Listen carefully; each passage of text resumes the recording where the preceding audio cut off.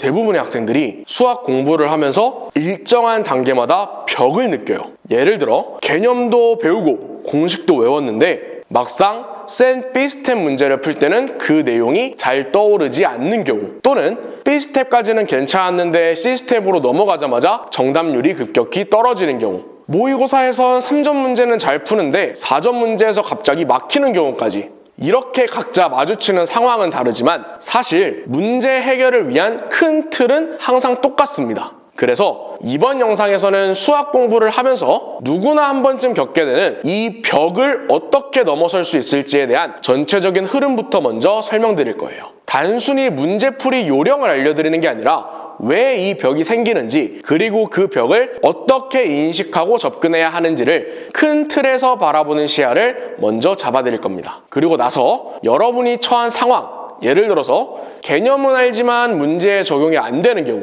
중상위권 문제에서 갑자기 막히는 경우, 또는 4점 고난도 기출문제에 대한 두려움이 있는 경우 등 각각의 단계에 따라 어떤 공부 방법을 적용해야 하는지, 그리고 어떤 사고방식을 가져야 하는지까지 하나하나 짚어드릴게요. 이 영상을 통해서 여러분이 지금 어디에 막혀 있는지를 명확히 파악하고 그걸 뚫고 나갈 수 있는 방향을 함께 찾아보면 좋을 것 같습니다. 그래서 이제 본론으로 들어가 볼게요. 우리가 수학 공부하면서 벽을 느낄 때 제일 큰 문제는요, 내가 지금 어디서 막히고 있는지를 정확히 모른다는 것이에요. 예를 들어 어떤 문제를 풀다가 막히는 건 이 조건이 뭔지 모르겠다라든가 이 부분에서 개념이 헷갈린다, 이렇게 딱 집어서 인식이 가능하거든요. 근데 벽을 느낄 때는 그런 것도 없이 그냥 막연하게 이 문제에 뭐부터 건드려야 되지? 라고 손이 안 나가요. 문제가 어려운 게 아니라 어디서 시작해야 할지 몰라서 멍해지는 거죠. 자, 이걸 해결하는 방법은 바로 문제를 조건 단위로 쪼개서 보는 연습이에요. 벽을 느낀다는 건 결국 머릿속에서 그 문제를 한 덩어리로 받아들이고 있다는 뜻이라는 거죠. 그래서 그 한 덩어리를 잘게 잘라서 조건 하나하나를 따로 바라보는 거예요. 이 조건은 무슨 의미지? 이건 어떤 개념이랑 연결될까? 이렇게 조건 하나하나에 집중해서 그 조각들을 이해하고 연결해 보는 겁니다. 그냥 막연히 이 문제 어떻게 풀지? 이렇게 고민하는 게 아니라 이 조건은 뭘 의미할까? 부터 하나하나 뜯어보는 거예요. 여기서 문제를 읽는 법이 바뀌기 시작해요. 이게 바로 벽을 넘는 첫걸음입니다. 물론 이 얘기만으로는 감이 잘 안 잡힐 수 있어요. 그래서 지금부터는 실제로 학생들이 각 단계에서 벽을 느낄 때 문제를 어떤 식으로 읽고 해석해 나가야 하는지를 구체적인 예시를 통해서 하나하나 보여드릴게요.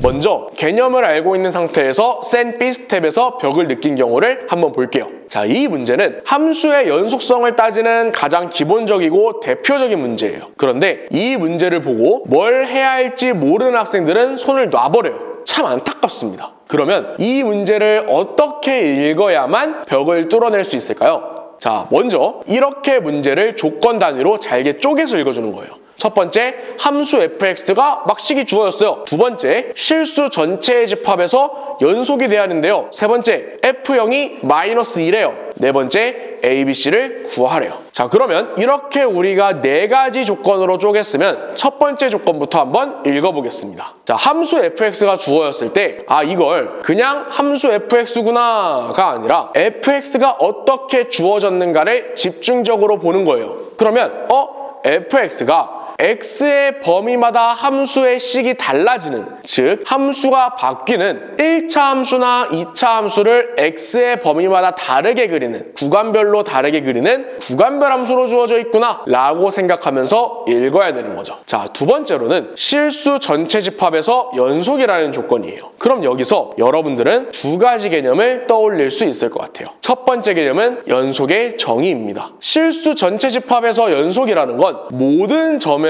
연속이어야 하고 각각의 점에서 연속이려면 좌극한, 우극한 함수값이 모두 같아야 한다는 걸 의미하죠. 이 조건을 보고 두 번째로 생각을 해야 되는 거는 첫 번째 조건이랑 연결지어서 생각을 하는 거예요. 첫 번째 조건에서 저희 뭐라고 했어요? fx가 구간별로 함수가 달라지는 구간별 함수고요. 1차 함수나 2차 함수의 일부분들을 그리는 거네? 근데 다항 함수는 연속 함수잖아? 이걸 생각하는 거예요. 자, 그러면 이걸 이제 두 번째 조건이랑 연결지어서 생각을 해볼게요.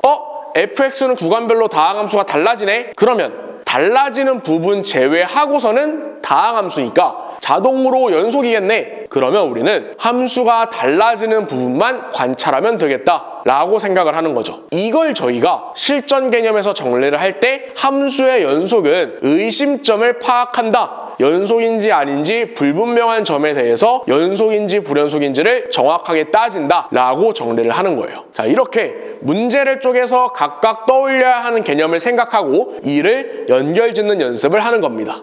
이번에는 유형설을 학습한 다음 심화설을 풀면서 벽을 느끼는 경우를 한번 살펴볼게요. 자, 이 문제는 고쟁이 스텝 3에 있는 함수의 연속 관련된 심화 문항이에요. 하지만 이 문제는 보기에만 어렵지 충분히 여러분들이 방금 다룬 내용을 바탕으로 풀어낼 수 있습니다. 먼저 문제를 조건 단위로 쪼개서 한번 읽어볼까요? 자, 첫 번째, 함수 fx가 식과 그래프가 모두 주어져 있죠. 두 번째, 기억은 보니까 1 플러스로 갈 때 단순히 함수의 극한값을 계산을 하라고 시키고 있고요. 니은은 fx 빼기 절대값 fx에 대해서 연속성을 판단하라고 하고 있고요. 디귿은 fx 곱하기 fx-a에 대해서 연속성을 판단하라고 하고 있네요. 니은, 디귿 둘 다 fx에 관련한 새로운 함수에 대한 연속성을 판단해야 한다는 걸 확인할 수 있어요.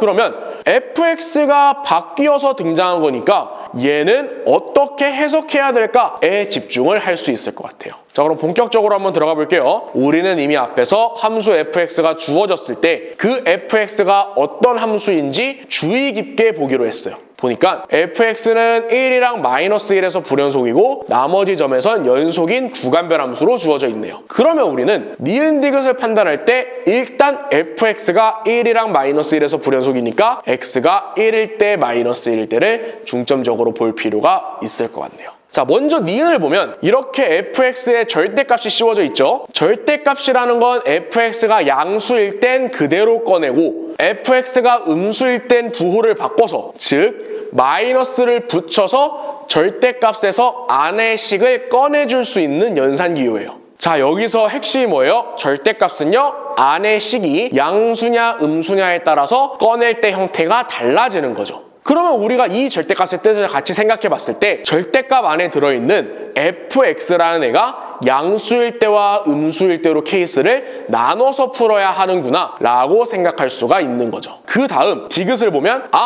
곱함수의 연속성을 따지고 있네? 그러면 fx가 불연속인 -1이랑 1에서 먼저 연속성을 조사를 해야 되고, 이제 여기서 주의해야 되죠? fx-a라는 함수를 분석해야 돼요. fx-a라는 함수는 fx를 x축으로 a만큼 평행이동한 거니까 a-1, a 플러스 1에서 불연속이겠네. 그러면 x가 a-1, a 플러스 1인 점들에서도 조사해야 되는구나 라고 생각하고 문제풀이를 시작을 할 수 있는 거죠.